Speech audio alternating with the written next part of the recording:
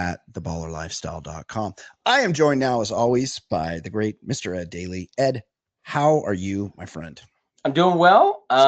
I started the Pee-wee Herman documentary on Max or HBO, Yeah. and it's great, and it's like reminding you how unique and great he was. He was so great. But he's talking about he's talking about his childhood and his obsession as a little boy was I Love Lucy, and I was thinking that makes sense because he was born in the 1940s, so like.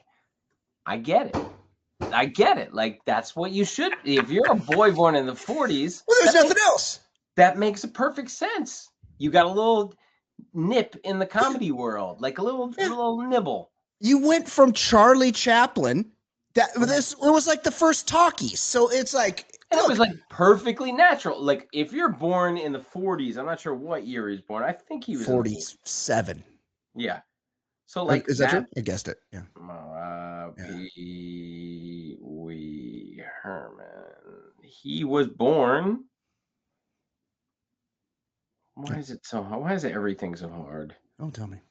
I know everything. I would say 46, 47 would have made him pushing 80 years old. He was in his 70s when he died. Might have been later. Might have been 49. Could have been 50.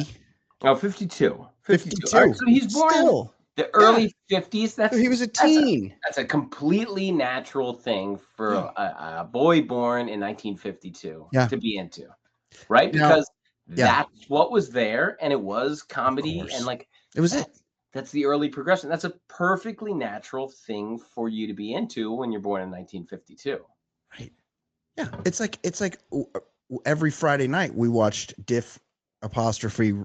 Rent Strokes, you know, and look, that was not an entertaining show, but it's what was there. And there was what was there for us to see. Similarly, Paul Rubens, growing up in Florida, which is I think where he was from, he had a childhood. There was fucking like back then the TV used to go off. Yeah, there was two, maybe three channels.